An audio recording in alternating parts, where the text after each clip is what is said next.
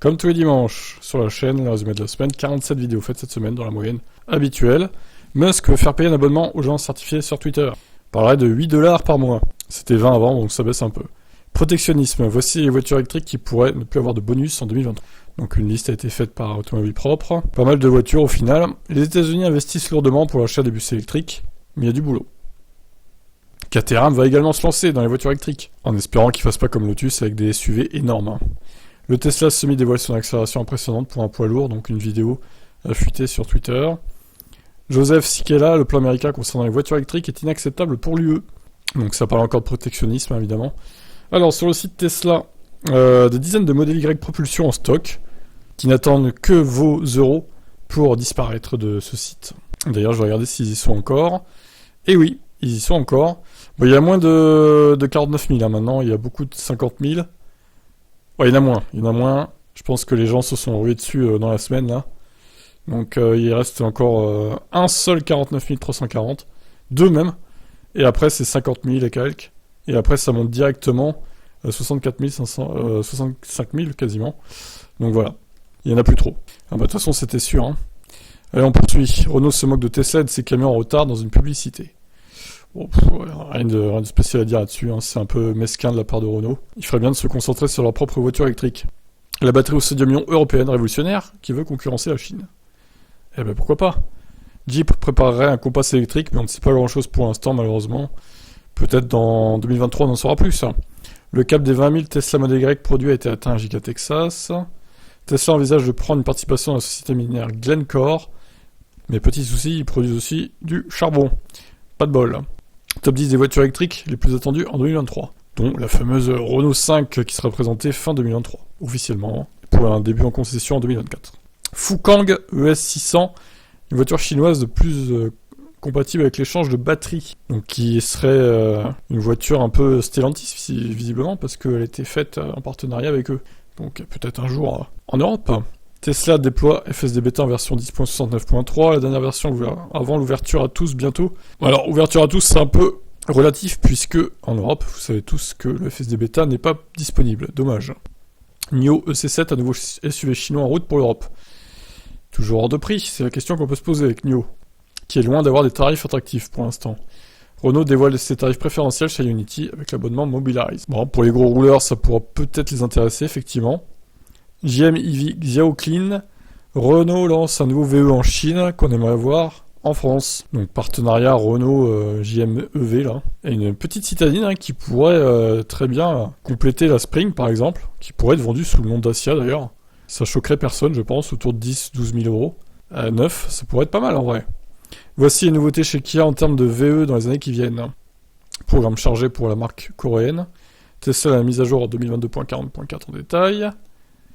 Ensuite, Musk l'annonce, pour 8 € par mois, vous pourrez devenir utilisateur vérifié sur Twitter, plus vous pourrez modifier vos tweets, notamment, avoir un meilleur... être plus haut dans les résultats de recherche, ou ce genre de truc, quoi. Donc voilà, il veut faire payer les utilisateurs, Musk, mais bon, il y aura toujours Twitter gratuitement, hein, évidemment.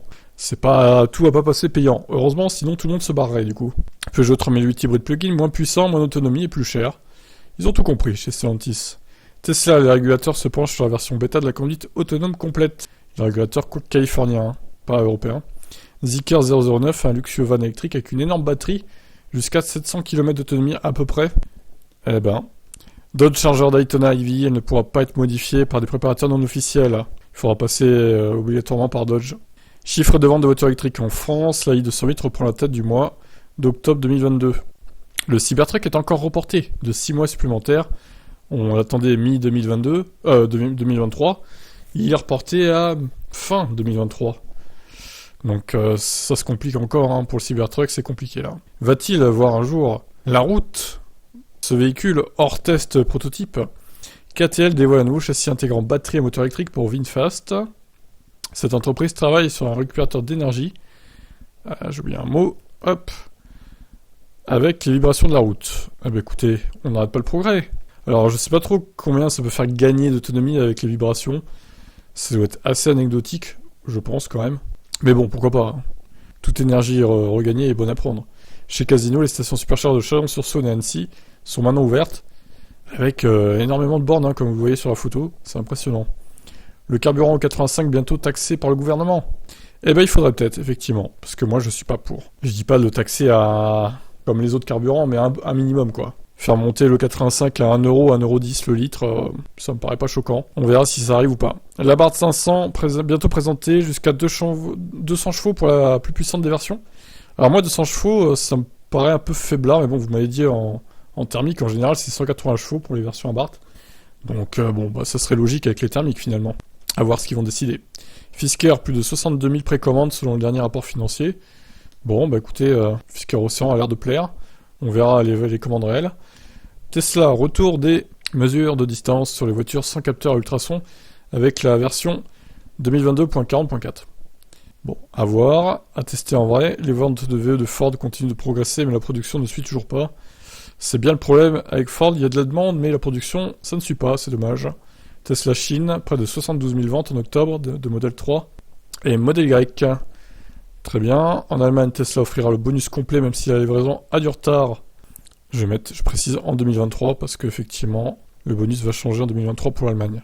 Le retour en Europe pour GM se précise avec des voitures électriques, évidemment. Musk visé par un recours collectif d'anciens employés de Twitter pour licenciement abusif. Oh là là, Musk. Hummer se lance sur le marché des vélos électriques. Incroyable. Alors là, c'est trop ça quand même. L'Arabie Saoudite crée sa propre marque de voitures électriques, Sir. Un peu à la manière de la Turquie avec Tog, du coup. Le projet Hyperloop ne verra pas le jour. Le premier tunnel prototype transformé en parking. Bon, bah, c'est un échec, hein. Ça coûte trop cher, ce projet Hyperloop, tout simplement. Donc, ils voulaient relier Los Angeles à San Francisco, 600 km. Ça aurait coûté des milliards, donc ils laissent tomber. Peut-être qu'ils reprendront l'idée quand les coûts ont baissé, j'en sais rien. En tout cas, l'idée était pas mauvaise, hein, finalement, mais bon, c'est juste hors de prix, quoi, de construire tout ça. BMW vers un modèle de vente directe à la Tesla. Ouais. À voir, septembre 2022, plus d'1 million de voitures rechargeables vendues dans le monde. Ça prend en compte les hybrides plug-in. BYD débarque au Brésil pour produire des VE dans une ancienne usine de Ford. Donc bah c'est pas plus mal, ça va faire un peu d'emploi.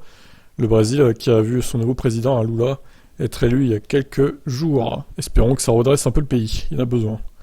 Le rétrofit, alternative crédible à l'achat de voitures électriques. Reportage d'Europe 1, du coup. Alors, c'est très cher, le rétrofit, je trouve, pour ce que c'est, parce que 15 000 € pour 150 km d'autonomie en plus, c'est quand même hors de prix. Hein. C'est pas avec ce genre de prix que ça va se démocratiser. Et enfin, dernière news de la semaine, fait divers, à Santa Barbara, une Model 3 retrouvée dans l'eau, sur une plage, abandonnée par son propriétaire. Personne ne sait où il est. Alors moi je pensais peut-être à un suicide, je sais pas. C'est assez étonnant comme histoire en tout cas. Bon je pense que la Model 3 est foutue, hein, du coup ça me paraît compliqué. Déjà il va falloir attendre que la marée descende pour la récupérer avec une dépanneuse. Donc étrange histoire, bon. Si on a des suites un jour, je vous tiens au courant. Allez ciao. À demain pour d'autres actus.